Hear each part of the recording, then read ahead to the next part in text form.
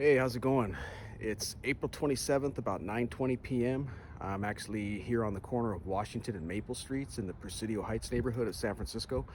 I'm up here doing a quick little video on the Paul Stine murder. For those of you that don't know, Paul Stine was the last known victim of the infamous Zodiac killer.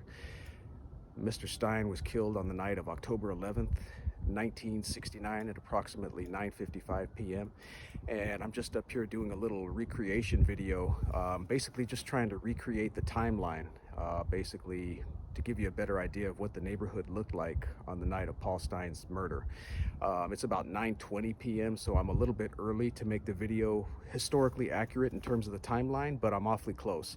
And it's definitely dark out, so at least this video is going to give you an idea of what this neighborhood looks like when it's dark, and by extension you can have a better idea of what the neighborhood looked like on the night that Paul Stine was murdered. And I also have to say, I know this is Brenda the Brindle's channel, and I'm hijacking Brenda's channel for my own selfish purposes. I'm up here in San Francisco doing a pet sitting assignment, and I've been up here for about 3 weeks almost. I'm actually going home tomorrow, so I wanted to make sure to do this video. But I've been up here, I've been pet sitting / house sitting in Lower Pacific Heights, which is about 1.5 miles away from the Paul Stine murder location. And so it's pretty close by. And Brenda's staying at a dog boarder's house. It's a long story, but Brenda couldn't stay with me at my pet sitting assignment, so I had to find somewhere for Brenda to stay. So she's actually staying at a rover sitter. So I know this is Brenda's channel, but oh well, I'm using it for my own reasons tonight. But yeah, so again, I'm just gonna briefly redo give you basically follow the direction in which Paul Stine's cab drove on the night that he was murdered. For a little backstory, Paul Stine picked up the person who we now call the Zodiac killer. He picked up that person on the corner of Geary and Mason down by the theater district, and he was instructed to drive to a location here in Presidio Heights.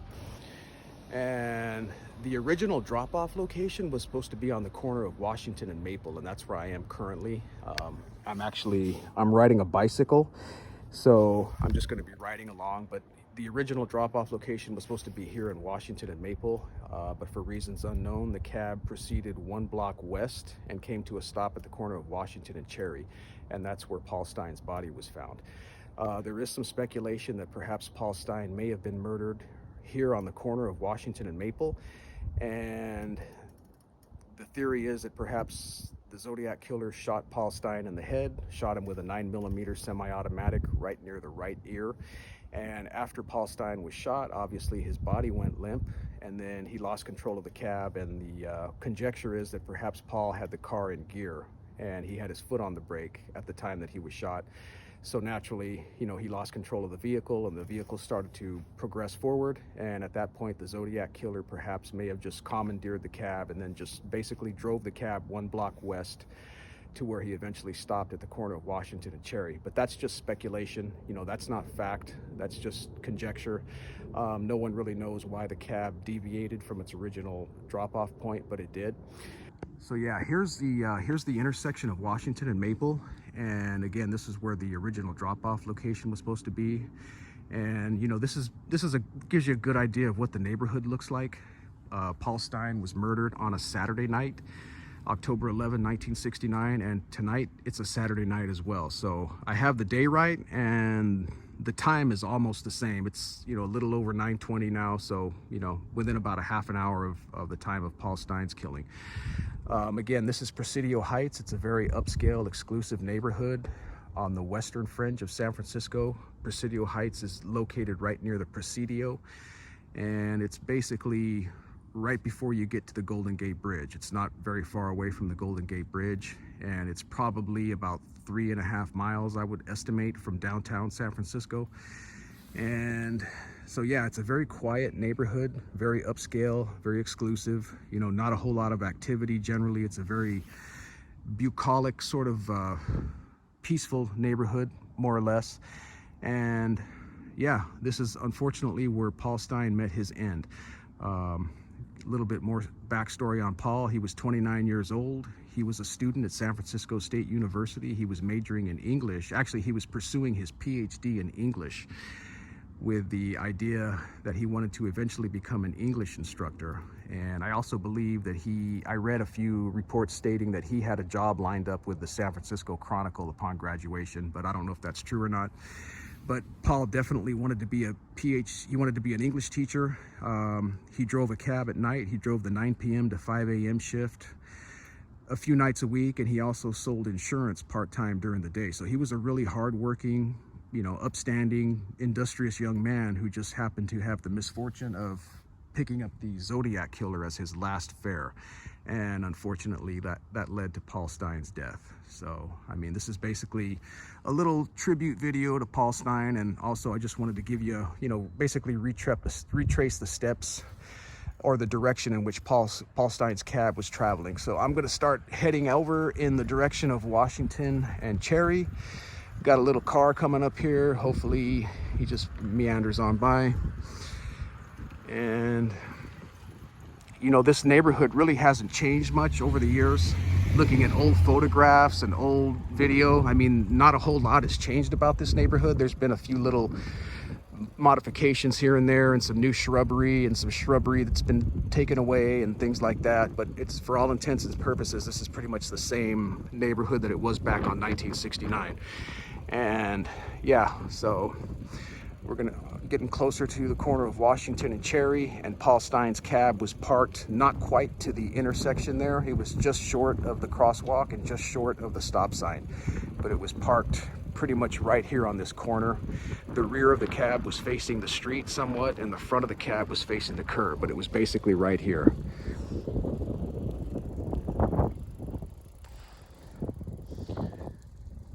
I'll give you a better look. Right here was where Paul Stine's cab was parked, unfortunately, and this is where he was discovered. Okay, this house that you see across the street, this is where the Robbins family lived, and the Robbins kids were actually the ones that called the police and phoned in what they thought was a robbery when they saw Paul Stine's cab basically parked here right on the curb. The Robbins kids were basically having a sleepover or a slumber party. They had some neighborhood kids over, and for some reason something caught their eye, and they happened to look out the second story window, and they saw some funny business going on inside Paul's cab. And initially, one of the kids thought that maybe the cab driver was sick, because they saw the cab driver slumped over in the front seat with his head facing the passenger door, and basically his head on the lap of who we now know to be the killer. So at first they just thought maybe the cab driver was sick and the passenger was helping him, but then eventually they went downstairs to the first floor window, and they were able to get a better look at what was going on in the cab, and then they were able to ascertain that something more sinister was going on, because also at the same time the interior dome light inside the cab was shining brightly, so they were able to see inside the cab.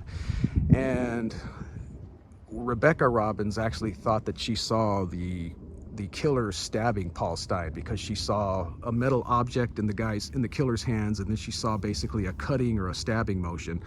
And most people believe that what she saw was basically the Zodiac killer just cutting off pieces of Paul Stine's bloody shirt, because he did cut off pieces of his shirt, and then a few days later he sent pieces of the shirt to the San Francisco Chronicle newspaper, along with a letter in which he took credit for killing Paul Stine.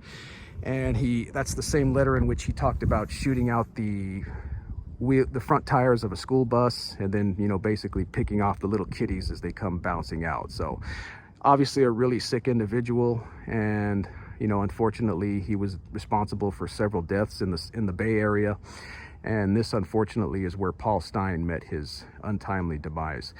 Also, getting back to the Robbins kids, Lindsay Robbins was the older brother. He was 16 years old at the time, and then Rebecca was the sister. And Lindsay actually exited his house, and he actually came outside and sort of followed the killer, as he saw the killer basically wiping down the cab and then sort of finagling Paul Stine's body to get him back up into an upright position. After he did all that, he exited the cab, and then he proceeded north on Cherry Street, which is this direction. And Lindsay basically followed the killer for a few steps, and he saw the killer basically go to the corner of Jackson Street, which is the next street north. and the killer turned east, never to be seen again. Yeah, there were two responding SFPD officers, Armin Pellicetti and Frank Pita. They were the first two officers on scene, and they were basically the officers who secured the murder scene.